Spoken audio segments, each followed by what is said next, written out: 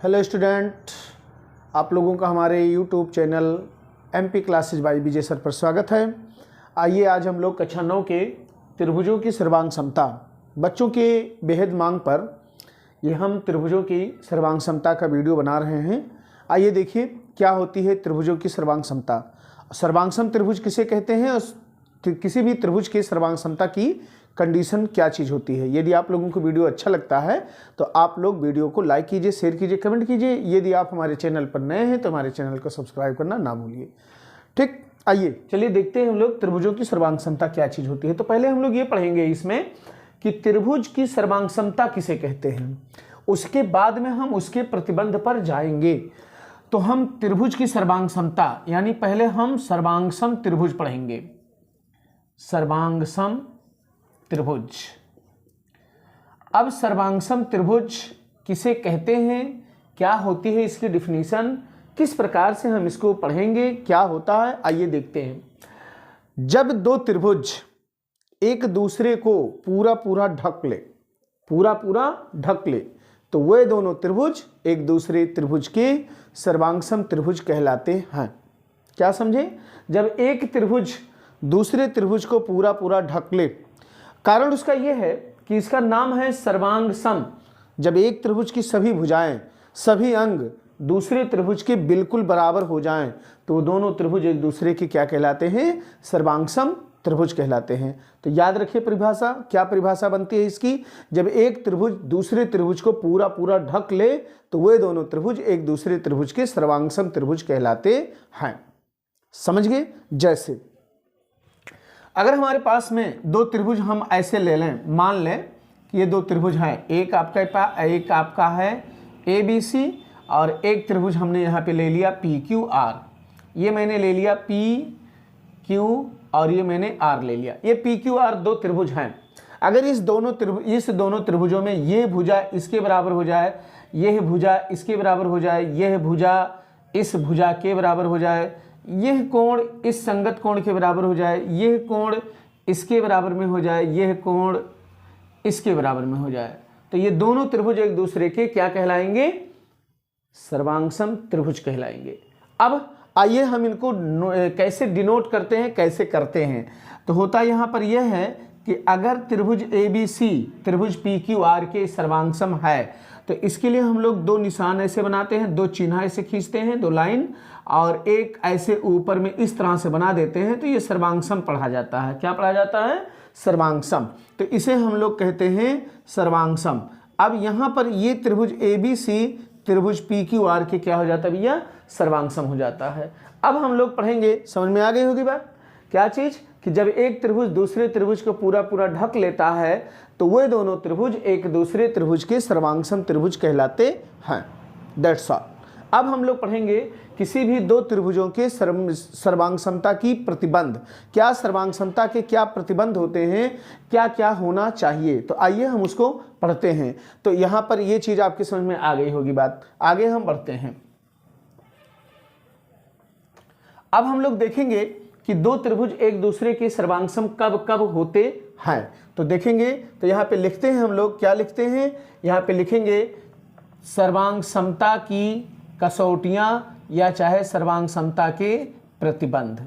सर्वांग समता के प्रतिबंध, ये आपकी हेडिंग चलेगी और इस हेडिंग के अंतर्गत में देखिएगा कि सर्वांग समता के कितने प्रतिबंध होते हैं। तो नंबर 1 प्रतिबंध, नंबर 1, जिसे हम लोग भुजा भुजा भुजा भुजा भुजा भुजा सर्वांग समता,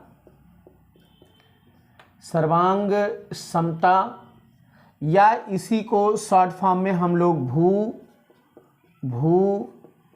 भू सर्वांग समता, सर्वांग समता, या इसी को हम लोग शॉर्ट फॉर्म में इंग्लिश में यस सर्वांग समता भी कहते हैं। यस सर्वांग समता होती है। क्या होती है, आइए हम इसके बारे में विस्तार से अध्ययन करते हैं।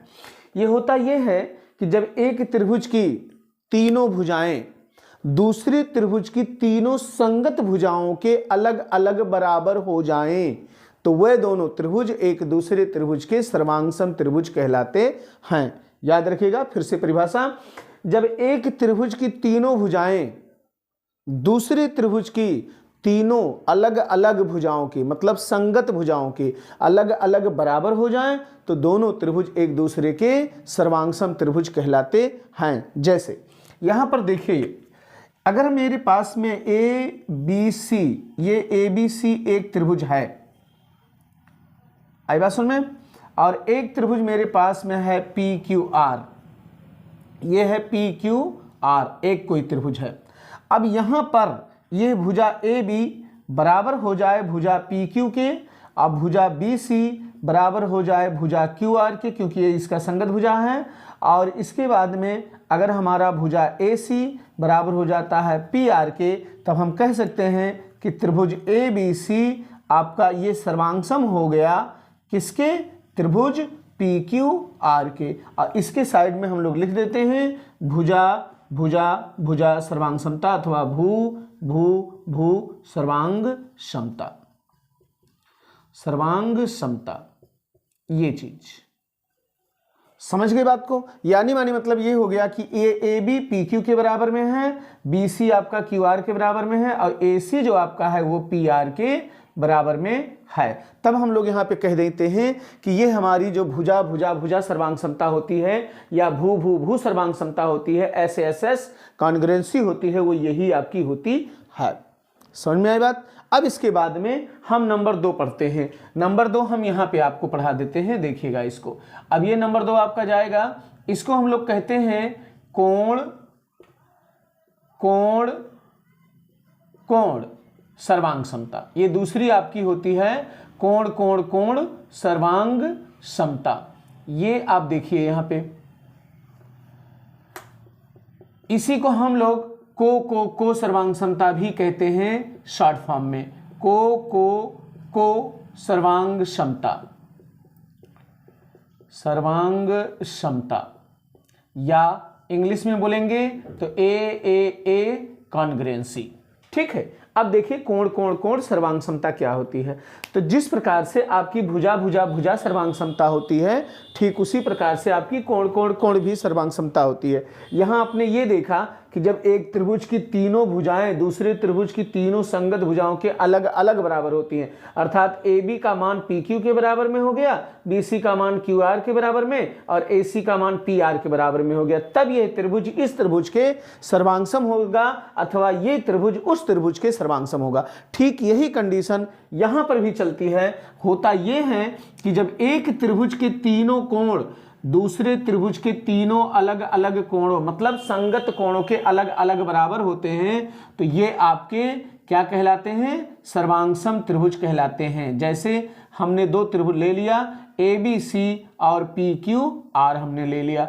अब यहाँ पर इसका संगत कोण ये है और इसका संगत कोण यह है, क्यू कोण है, कोण सी का संगत कोण कोण आर है।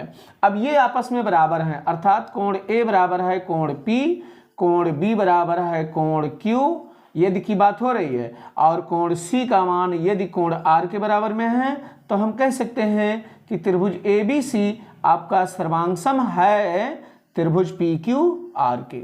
अब इसे हम लोग क्या कहते हैं, कोण कोण कोण या को सर्वांग समता, को सर्वांग समता। देखिएगा इसको, इसी पे आपका स्टूडेंट आपका क्वेश्चन लगना शुरू हो जाएगा इन्हीं सर्वांग समताओं पर। तो यहाँ पे 2 सर्वांग समता आपके सामने आई। अब हम तीसरे सर्वांग समता पे चलते हैं, देखेंगे वो क्या होता है। तो ये कोण कोण कोण सर्वांग समता समझ में आ गई। एक ये हुआ, क्या हुआ कि किसी एक त्रिभुज, जब एक त्रिभुज के तीनों कोण दूसरे त्रिभुज के तीनों संगत कोणों के, तीनों संगत कोणों के मतलब कोण ए बराबर कोण पी, कोण बी बराबर कोण क्यू, कोण सी बराबर कोण आर अलग अलग बराबर होते हैं, तो वो दोनों त्रिभुज एक दूसरे के सर्वांगसम त्रिभुज कहलाते हैं। अब हम चलेंगे तीसरे नंबर पर। वो तीसरा नंबर क्या होगा, यहां से देखिए। अब मैं इसको मिटा देता हूं, देखिएगा क्या होती है तीसरा नंबर। देखिए यहां पे, अब देखिए, अब तीसरा आपका ये होता है भैया, यहाँ पे ये होता है भुजा भुजा कोण भुजा, भुजा कोण भुजा, ये भुजा कोण भुजा सर्वांग समता क्या होता है इसको मैं आपको जा रहा हूं बताने के लिए, ध्यान से देखिएगा इसको। ये होता है भुजा कोण भुजा सर्वांग समता, या इसी को हम शॉर्ट फॉर्म में कहते हैं भू को भू, भू को भू सर्वांग क्षमता। याद रखेगा इसको, ये शॉर्ट फॉर्म में इसके नाम को कहा जाता है। बहुत से बच्चे इस पे हंसी करते हैं कि जैसे ये कुत्ते भौंक रहे हैं, ऐसी कोई बात नहीं होती। ये भू को भू ये कहा जाता है, लिखा भी जाता है। और इंग्लिश में जब कहेंगे तो इसे कहेंगे यस ए एस कॉन्ग्रुएंसी। आइए देखिए ये भू को भू सर्वांग क्षमता क्या होती है। तो इसमें ये होता है कि जब एक त्रिभुज, जब कोई एक त्रिभुज आपका बनता है इस तरह से, और एक दूसरा त्रिभुज भी हम बना लें पहले, तो ये ए हो गया, ये बी हो गया, ये सी हो गया। अब इसमें आपका, और ये पी हो गया, क्यू हो गया, आर हो गया। आप देख रहे हो कि दो भुजाएं हैं, दो भुजाएं हैं और एक कोण है। तो ये भुजा अगर हम ले लें तो इसका ये लेना पड़ेगा, इसको अगर हम ले लें तो इसको लेना पड़ेगा, और इनके बीच का ये कोण है, ये कोण है। माने मतलब हो गया कि जब एक त्रिभुज की एक दो भुजाएं तथा उनके बीच का कोण दूसरी त्रिभुज की दोनों संगत भुजाओं तथा उनके बीच के कोण के अलग अलग बराबर होते हैं, तो वह दोनों त्रिभुज एक दूसरे त्रिभुज के सर्वांगसम त्रिभुज कहलाते हैं। फिर से सुनिए, जब एक त्रिभुज की दो भुजाएं दूसरे त्रिभुज की दो संगत भुजाओं की तथा उनके बीच के कोणों के अलग अलग बराबर होते हैं, तो वे दोनों त्रिभुज सर्वांगसम त्रिभुज कहलाते हैं।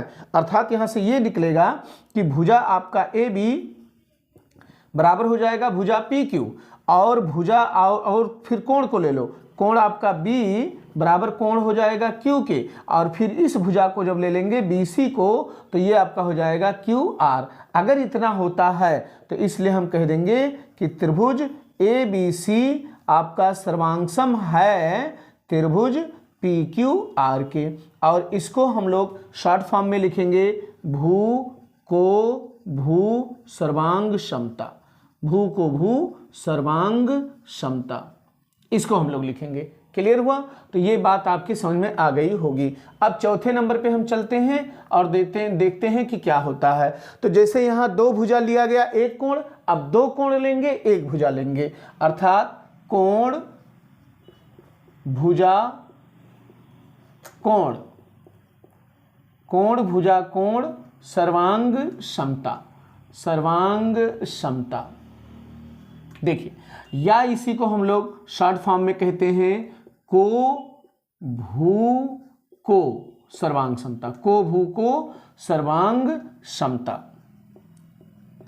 सर्वांग क्षमता, या इंग्लिश में कहेंगे तो ए यस ए कहेंगे इसको। ठीक, अब देखते हैं कि क्या होती है। अब यहाँ पे जिस प्रकार से दो भुजा लिया गया था, एक कोण लिया गया था, अब हम दो कोण लेंगे और एक भुजा लेंगे।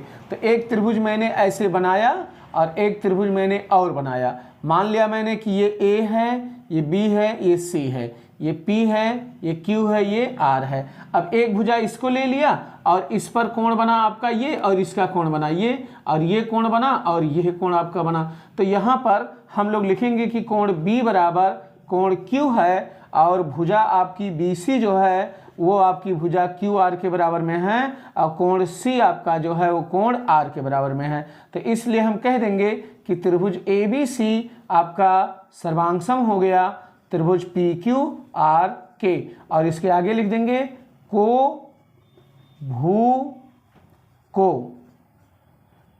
सर्वांग क्षमता। समझ में आ गई बात? ये होते हैं चार सर्वांग क्षमता के कंडीशन। एक कंडीशन आपका और होता है जिसे हम लोग RHS कहते हैं, तो उसको हम बाद में पढ़ेंगे। पहले ये चारों कंडीशन आपके समझ में आ जानी चाहिए। चलिए चारों को एक बार पुनः ऐसे सरसरी से हम लोग रिवाइज कर लेते हैं। जब एक त्रिभुज की तीनों भुजाएं दूसरे त्रिभुज की तीनों भुजाओं के अलग अलग बराबर होती हैं, तो दोनों त्रिभुज एक दूसरे के सर्वांगसम त्रिभुज कहलाते हैं। नंबर एक हो गया। नंबर दो, जब एक त्रिभुज की तीनों कोण दूसरे त्रिभुज की तीनों कोणों के अलग अलग बराबर होती हैं, तो वे दोनों त्रिभुज एक दूसरे के सर्वांगसम त्रिभुज कहलाते हैं। नंबर तीन, जब एक त्रिभुज की दो भुजाएं तथा उसके बीच के कोण दूसरे त्रिभुज की दोनों भुजाओं तथा उनके बीच के कोण के अलग अलग बराबर होते हैं तो वे दोनों त्रिभुज एक दूसरे के सर्वांग त्रिभुज कहलाते हैं। चौथी कंडीशन, जब एक त्रिभुज के दो कोण तथा एक भुजा दूसरे त्रिभुज की दो भुजाओं तथा दो कोण तथा एक भुजा के अलग अलग बराबर होते हैं तो वे दोनों त्रिभुज एक दूसरे के सर्वांग त्रिभुज कहलाते हैं। ओके।